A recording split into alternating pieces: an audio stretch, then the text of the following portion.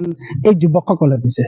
আজিৰ পৰা 2 দিন আগতে মই এটা ভিডিঅ' আপলোড কৰিছিলো আমবাৰীৰ দক্ষিণ নবিল গাঁৱৰ পৰা এই ঘৰখন যে এইখন ঘৰত মানুহ থাকে বুলি, কিন্তু আচলতে এই ঘৰ বুলি আমি ক'ব নোৱাৰো, কাৰণ এনেকা ঘৰত মানুহ কেতিয়াও নাথাকে। কিন্তু বিধিৰ বিধান কি হব, এই পৰিয়ালটো ইমান অসহায় আছিল যে ঘৰ এখন বনাবৰ কাৰণে একো ব্যৱস্থা তেওঁলোকৰ হাতত নাছিল।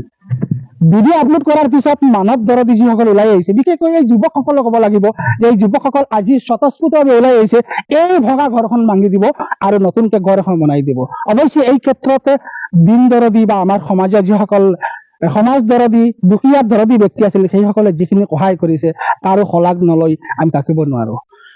এই যিখন ঘৰ আছিলে, ঘৰখনৰ ওপৰত ছাল আছিলে তামোল গছৰ পাত আৰু ঘৰৰ ভিতৰত আছিলে ভঙা বাঁহৰ এখন চকী। আৰু আজি সেই ঘৰখন সম্পূৰ্ণৰূপে বেলেগ হৈ যাব।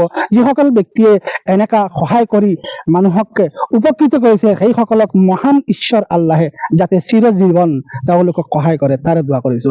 মই এই ভিডিঅ'টো আপলোড কৰাৰ পিছত বৰ্তমান ঘৰৰ ভিতৰত টিন দেখুৱাম আপোনালোকক। যিসকল দিন দৰদী যিসকল ব্যক্তিয়ে টিন পাত দিছে এই ঘৰখন বনাবৰ কাৰণে, সেইসকলক মহান আল্লাহে যাতে গোটেই জিন্দগী এনেকে ছাঁ তলত ৰাখে। প্ৰথমতে ভিতৰত যাওঁ আৰু দেখুৱাই লওঁ।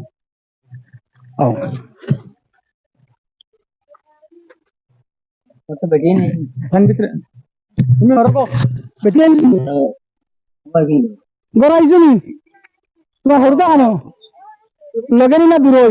আৰু ইয়াৰ পৰা প্ৰমাণ হয় যে মানৱতা এতিয়াও জীয়াই আছে। কিয় সবিশেষটো ভিতৰৰ পৰা কওঁ, এই ঘৰখনৰ ওপৰত এইবিলাক আছিলে।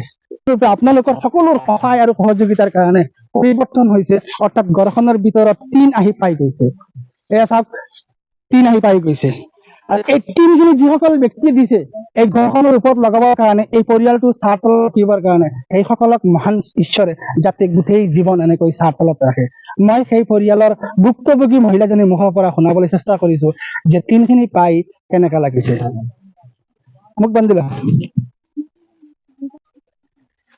বৰ্তমানে মই সেই ভুক্তভোগী মহিলাগৰাকীৰ মুখৰ পৰা আপোনালোকক কিছু কথা শুনাবলৈ চেষ্টা কৰিছো।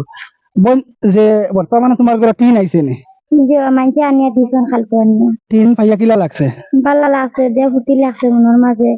বললাম মানছে নিলে আমরা মায়া করছেন দুদিন, তারা জানে কত কান্দুয়া দিব, আমরা জানে কত কান্দে। পর কুড়াইতে মেঘে ভিজে গেছি, বাদে বাড়ি আমরা চাপিয়ে আমার রাইতে নিচে নাইয়া করো আমার পুড়ি লইয়া ভিজে না বই রেছি। বাদে আমার সাথে আমার ডাক দিছে না মতি দমলো মেঘটা হাত করে বাদে যাই, বাদে দেখি আবার মেঘ গাইছে। বাদে আমার সাথে ঘরে ভিতরে পানি ভরা আছে।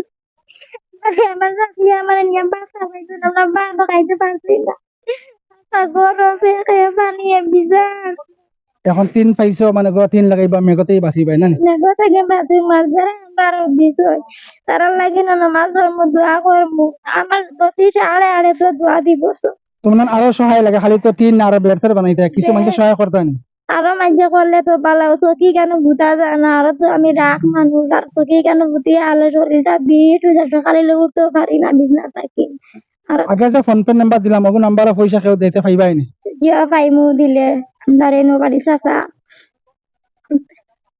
আপোনালোকৰ যদি এই কথাখিনি অন্তৰ হয়তো এই মহিলাগৰাকীৰ আৰু বহুত পুৰণীয় বা বহুত প্ৰয়োজনীয় বস্তু